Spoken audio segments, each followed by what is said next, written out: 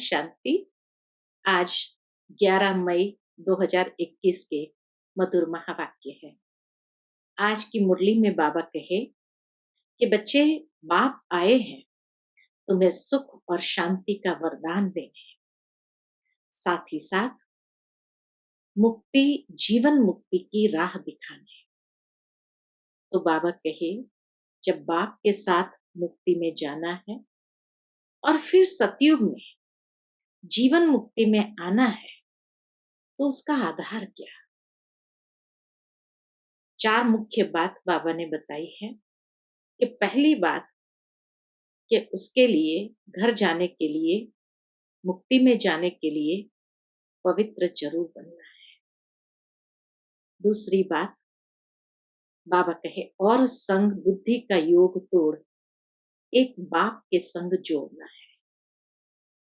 तीसरी बात बाबा ने कहा कि बच्चे, सदा श्रीमत पर चल अपने जीवन को श्रेष्ठ बनाना है। और चौथी बात बाबा ने कहा, आत्म अभिमानी बनना है। तो ये मुख्य पुरुषार्थ हमें संगम युग पर करना है, जिससे हम मुक्ति में और जीवन मुक्ति के लिए योग्य पात्र बन सके। साथ ही साथ आज की मुरली का गीत है, नैनहीन को राह दिखाओ प्रभु जी। तो आज बाबा कहे, बाबा ने तुम बच्चों को ज्ञान का तीसरा नेत्र दिया है, जिससे तुम अपने 84 जन्म को जान लेते हो और उसी आधार से अपने भाग्य को श्रेष्ठ बनाने के पुरुषार्थ में लगते हो। तो सुनते हैं बाबा के मधुर महावाक्य। ओम शांति। मीठे बच्चे, सुख शांति का वरदान एक बाप से ही मिलता है, कोई देहधारी से नहीं। बाबा आए हैं तुम्हें मुक्ति, जीवन मुक्ति की राह दिखाने। प्रश्न है, बाप के साथ जाने और सतयुग आदि में आने का पुरुषार्थ क्या है? उत्तर है, बाप के साथ जाना है तो पूरा पवित्र बनना है, क्योंकि परमधाम में कोई भी अपवित्र आत्मा तो जा नहीं सकती। सतयुग आदि में आने के लिए और संग बुद्धि योग तोड़ एक बाप की याद में रहना है। दूसरा, आत्म अभिमानी जरूर बनना है। और तीसरी बात, एक बाप की मत पर चलेंगे तो उच्च पद का अधिकार मिल जाएगा। आज की मुरली का गीत है, नैनहीन को राह दिखाओ प्रभु जी। ओम शांति। यह गीत किसने गाया? बच्चों ने, क्योंकि बाप तो एक ही है, उसको ही रचयिता कहा जाता है।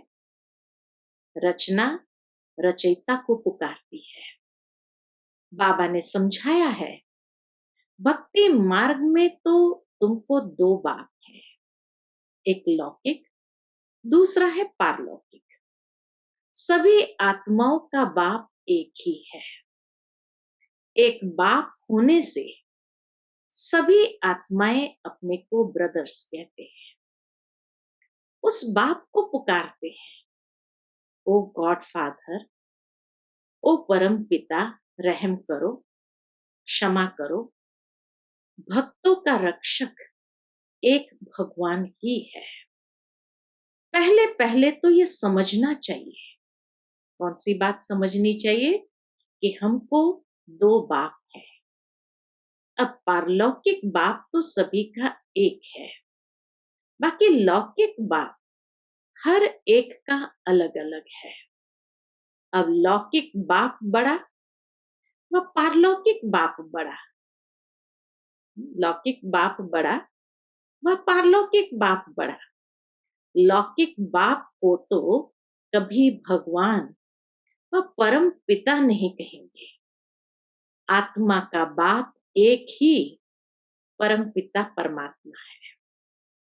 आत्मा का नाम कभी बदलता नहीं है।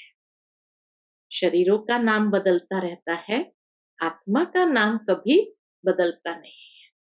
शरीर का नाम बदलता है, आत्मा भिन्न भिन्न शरीर ले पाठ बजाती है, अर्थात पुनर्जन्म लेती है।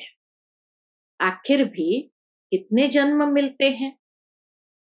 सो बाप ही आकर समझाते हैं, बच्चे तुम अपने जन्मों को नहीं जानते हो। बाप आते ही भारत में है, उनका नाम शिव है। समझते भी है शिव परमात्मा है।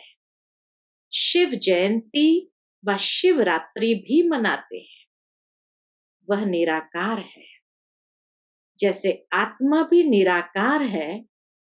निराकार से साकार में आते हैं पाठ बजाने। जैसे आत्माएं परमधाम से निराकारी दुनिया से आती है साकारी दुनिया में पाठ बजाने, तो बाबा कहे वैसे ही शिव बाबा भी निराकार है और उस निराकारी धाम से साकारी दुनिया में आते हैं पाठ बजाने। अब निराकार शिव तो शरीर बिगर पाठ बजा ना सके। मनुष्य इन बातों को कुछ भी नहीं समझते कि अगर परमात्मा साकारी दुनिया में आएंगे तो फिर शरीर कौन सा लेंगे।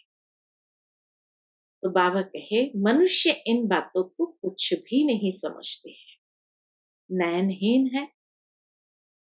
यह शरीर के दो नेत्र तो सबको है, तीसरा ज्ञान का नेत्र आत्मा को नहीं है, जिसको दिव्य चक्षु भी कहते हैं। आत्मा अपने बाप को भूल गई है, इसलिए पुकारते हैं नयनहीन को राह बताओ। कहाँ की राह? कहाँ की राह बताओ? शांति धाम और सुख धाम की। सर्व का सदगति दाता सतगुरु एक ही है। मनुष्य मनुष्य का गुरु बन सदगति दे नहीं सकता। न खुद सदगति पाते हैं न औरों को देते हैं।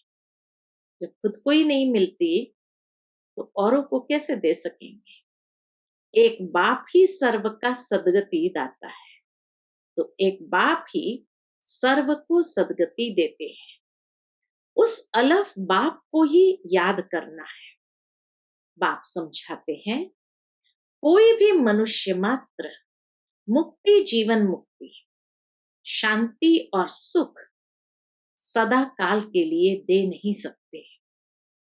ये भी कायदा नहीं है कि कोई इंसान, कोई मनुष्य किसी को सदा काल के लिए सुख और शांति दे सके।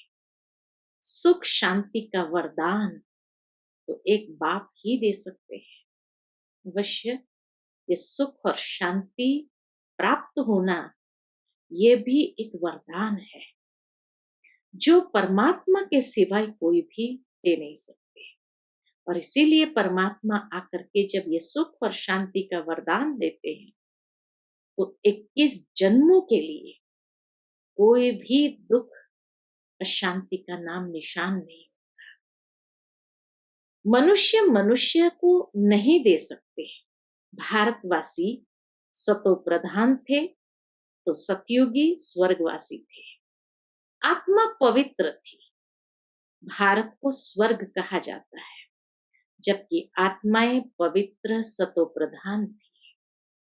तुम जानते हो बरोबर आज से 5000 वर्ष पहले भारत स्वर्ग सतो प्रधान था। इन लक्ष्मी नारायण का राज्य था। अभी कलयुग का भी अंत है, इसको नरक कहा जाता है। यही भारत स्वर्ग था तो बहुत धनवान था। हीरे जवाहरों के महल थे। बाप बच्चों को याद दिलाते हैं सतयुग आदि में इन लक्ष्मी नारायण की राजधानी थी, उसको स्वर्ग वैकुंठ कहा जाता है।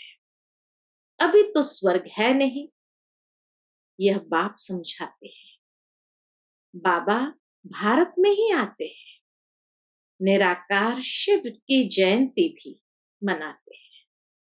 भारत में ही निराकार शिव की जयंती भी मनाते हैं।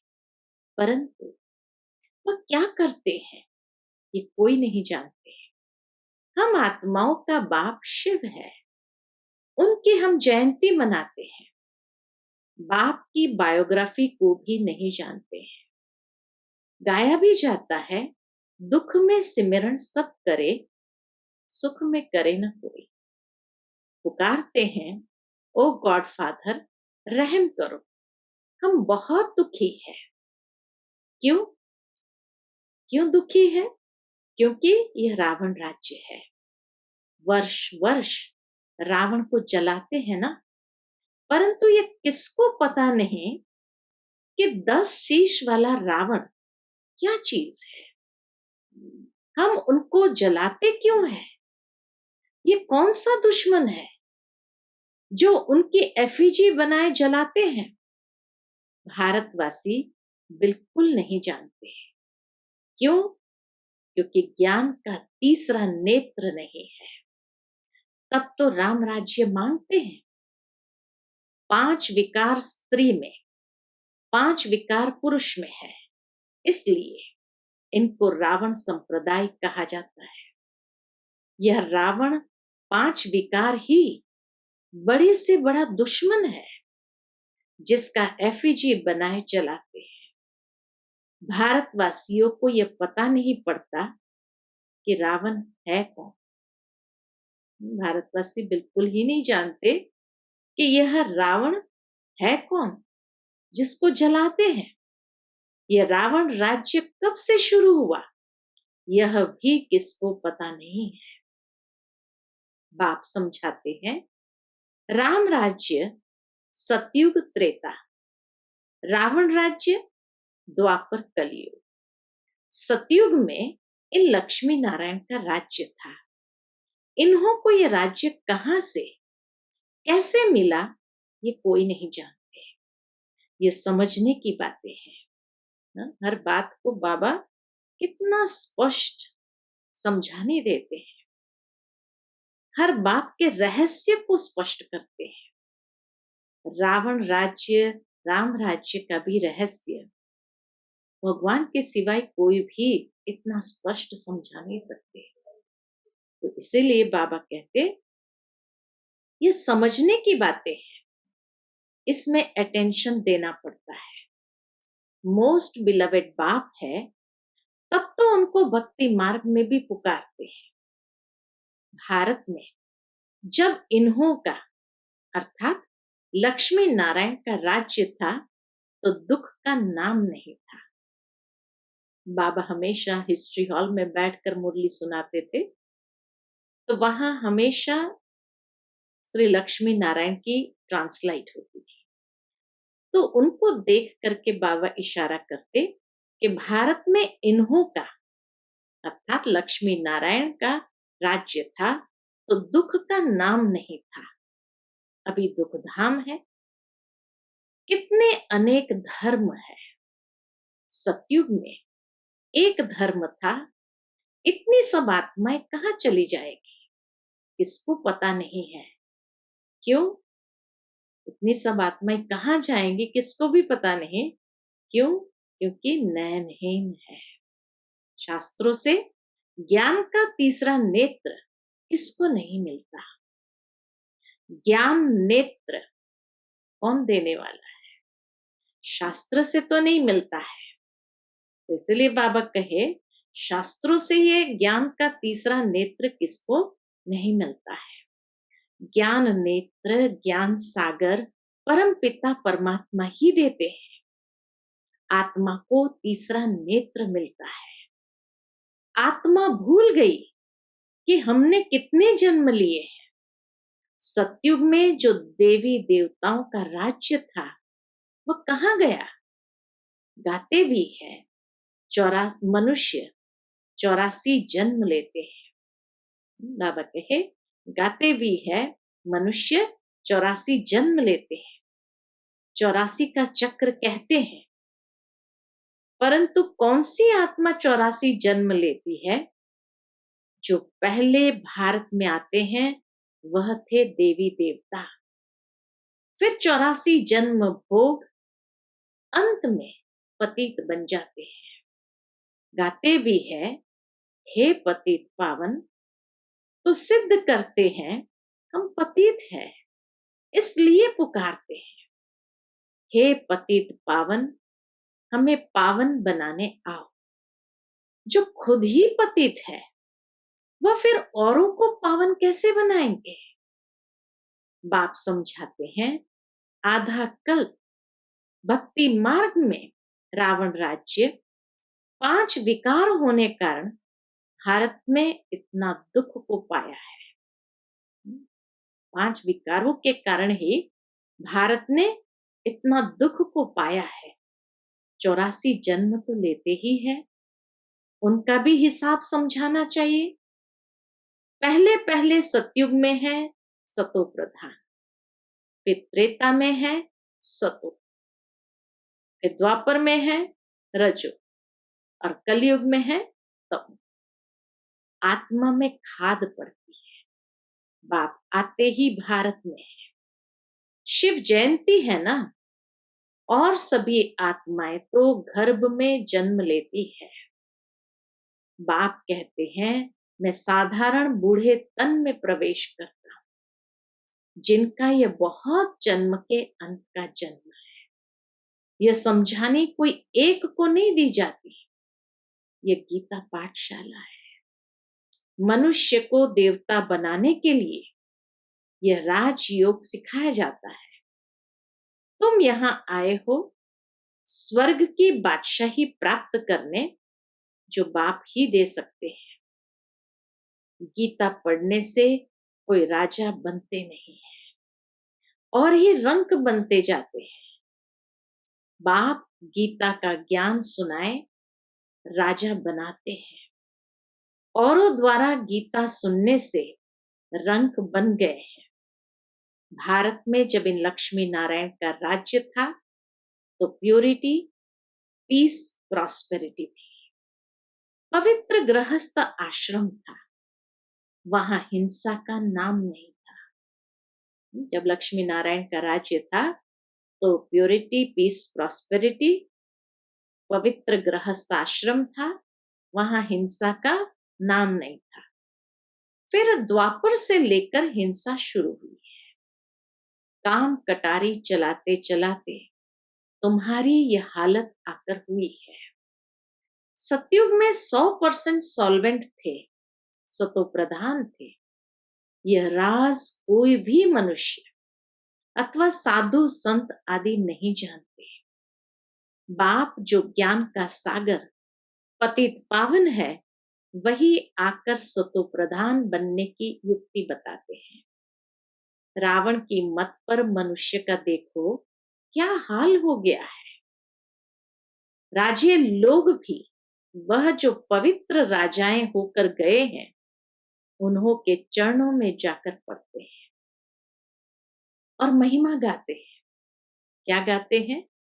राजे लोग भी द्वापर युग में, कलयुग में जो पवित्र राजाएं होकर गए हैं, उन्हों के चरणों में जाकर पड़ते हैं और महिमा गाते हैं।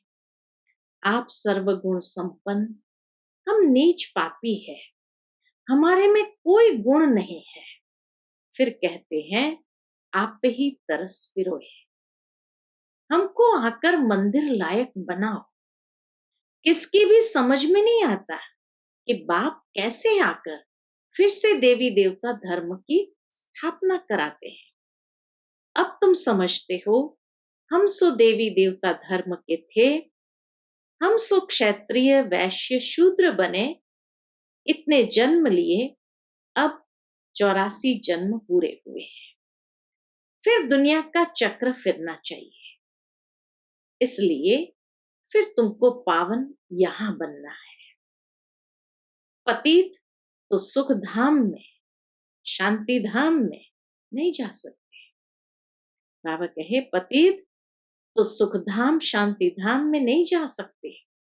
बाप समझाते हैं, तुम जो सतो प्रधान थे वह तमो प्रधान बने हो, गोल्डन एज से फिर आयरन एज में आए हो।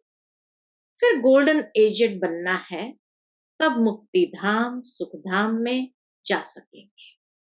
भारत सुखधाम था, अब दुखधाम है। गीत में भी सुना हम नैनहीन को राहत बताओ। हम अपने शांति धाम में कैसे जाएं? वो राह दिखाओ, मुक्ति की राह दिखाओ। वो लोग तो कह देते हैं परमात्मा सर्वव्यापी है, फलाना अवतार है, परशुराम अवतार है। अब बाप परशुराम बन किसको मारते होंगे क्या? हो नहीं सकता, हो ही नहीं सकता। बाप समझाते हैं तुमने इस चक्र में कैसे 84 जन्म लिए हैं। अब मुझ अलफ को याद करो। हे आत्माएं, देही अभिमानी बनो। मुख्य बात है देही अभिमानी बनो। देह अभिमानी बन तुम बिल्कुल ही दुखी कंगाल नरकवासी बन पड़े हो।